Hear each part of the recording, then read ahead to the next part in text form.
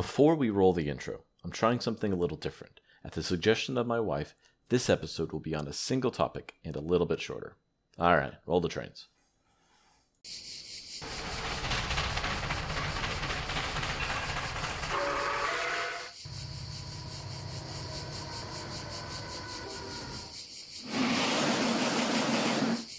At the end of last episode, I mentioned goals that activists and planners have for the city: more transit, more bicycle pedestrian investment, and removing unnecessary highways. In this episode, we will look at the plans and wishes for more transit in the Unaka City region. Let's start by looking at what people want. I know that seems obvious, but often in transportation planning, this is undervalued.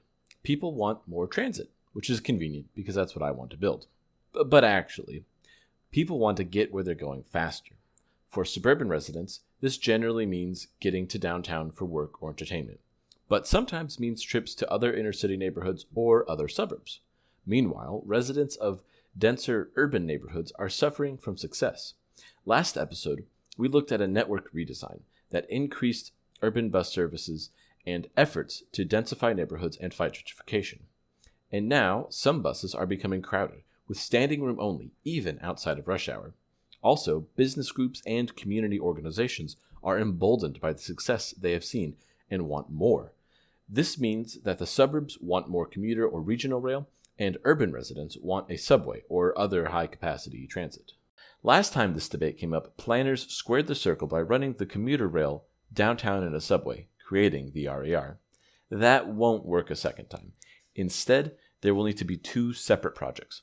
Now, I know I just said that these groups were in opposition, and that's the common framing device, but actually, their goals are complementary. The thing about networks is that an improvement anywhere improves everywhere. I mentioned this last time, but I think it's worthy of repetition, this time with mathematical proof. I'll make this quick, as I know that I like math more than most, so network effects. Let's imagine a telephone network with 10 phones. Each person can call 9 other people. So there are 9 times 10, 90 total connections. If you add just one more person, how many total connections are there? 110. One person added to the network added 20 additional connections. Alright, so we know what people want and have an understanding of what benefit extending the network provides. Let's look at some rules and guidelines for extending transit. These come from Christof Spieler's book, Trains, Buses, People. I will also add some comments from Alan Levy's blog, Pedestrian Observations. Step 1. Identify density. Look for the areas of the city with the highest density. Step 2. Identify centers, whether it is downtown, a university, a government campus, or an airport, anywhere lots of people want to go. Step 3. Identify bottlenecks. Could be a river, a mountain, something man-made. Step 4. Identify corridors. This is where you draw a line connecting the density, centers, and bottlenecks previously identified. Step 5. Decide what level of service, capacity, and travel time is appropriate. Personally, I think this is a silly question, as the answer to how fast, how big, and how frequent should in all cases be yes. But I understand that often American transit will have a billion-dollar bridge or tunnel, and that only has 4 trains an hour run over it. Step 6. Pick a mode. Will this be a metro, a streetcar, a bus? This should be informed by all the steps rather than the personal preferences of planners and politicians. But considerations for what already exists should be made. For instance, extending a line makes more sense than forcing a transfer between modes. Also, if a city already has maintenance facilities and the know-how for maintaining light rail, then more light rail makes sense.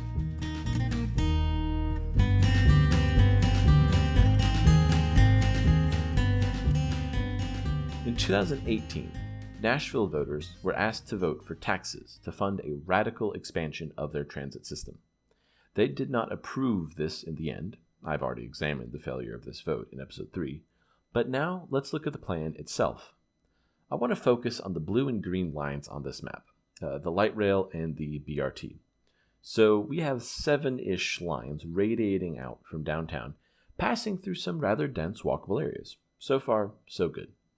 But we can look with the data as well. So here are maps of Nashville's job and population density from 2018 census data. And here's the maps with Nashville's failed transit plan overlaid. With this view, things look a little worse. So the tunnel through downtown goes northwest to southeast. But looking at the job and population densities, it's clear that northeast to southwest is where most nodes of job and home density line up. So this only gets partial credit for Spieler's steps 1 and 2, but it misses out on step 3 entirely. The Cumberland River borders the eastern side of downtown, and despite 3 bridges carrying traffic, still causes lots of congestion and choke points. So a tunnel under that river would certainly help. Also, this plan connects to the airport, which makes sense, but in doing so completely misses the relatively dense and majority black community of Antioch. The last thing that I want to say about the plan is that it is not regional in any way. I understand that working with the freight railroad, CSX, is tough under the best of conditions, but I still think that connecting to the southern suburbs was a necessity and should have been pursued, even if it is fighting uphill. While I don't think the voters each performed this kind of analysis individually, the overwhelming defeat of this plan does say that the voters didn't think it was worth the cost. One thing to consider is that the costs could have been lower in general. American costs for infrastructure are among the highest in the world. The proposed tunnel was planned to cost $1 billion, or $344 million per kilometer, which is on the low end for American costs, but double what Spain, Chile, Sweden, or South Korea pay for tunnels and subways. I think I agree with the Nashville voters. $1 billion for a tunnel that points the wrong direction might not be worth it. But $500 million for an east-west tunnel absolutely would be.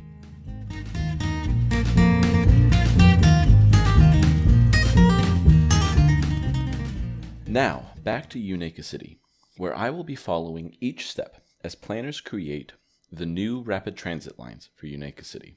Step 1. Here is a map of population density. Notice that this is after a decade of rezoning and transit-oriented development, so downtown, the RER, and the inner city are much denser than your average small American city. When I look at this map, I don't see any obvious lines, so population density alone won't determine this transit route. But this is just step 1, 5 more to go. Step 2. Here is the same area, but with job density. I want to take a brief aside here and say that planning transit only for office workers' commutes leads to bad transit. But looking at all jobs leads to better decisions. After all, malls have workers and shoppers, clinics have nurses and patients. So, job sites are often major destinations. Anyways, this map does help us form a route, as we see that jobs spread out of downtown in a fat cross.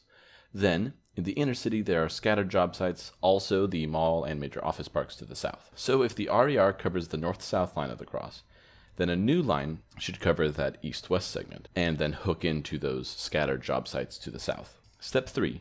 There aren't that many choke points in Unaka City, but we should still keep in mind how the river, highway, and rails cut off downtown from other parts of the city. Step 4. To identify the best corridor, let's start by identifying the busiest buses. That would be the G2 and the G7, which form an L turned 180 degrees. This matches pretty closely with what we've previously identified, so I'm confident that this is our corridor. Step 5. How much transit should we run on this corridor? Yes. Step 6.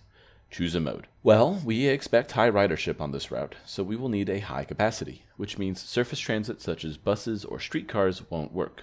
But maybe light rail that tunnels through downtown? Maybe a metro system? Looking at the other end of the route, we have wide suburban streets.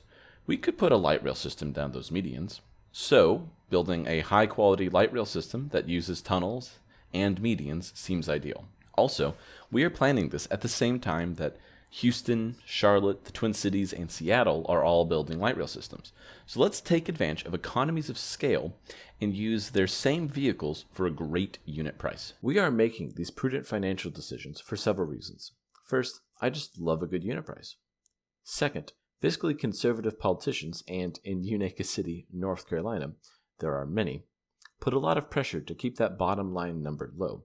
And finally, the planners and engineers are professionally frustrated with the cost of most projects, and so rather than cutting back on the project to reduce costs, they attempt to build more for less. This means finding cheap land for the operations yard, more disruptive but less expensive construction techniques like cut and cover for as much of the route as possible, and coordinating with real estate developers to integrate their construction with transit construction. These efforts pay off, And with a federal grant and budget surplus created by a decade of reurbanization, the full route is built rather than the political proposal to only build half the line.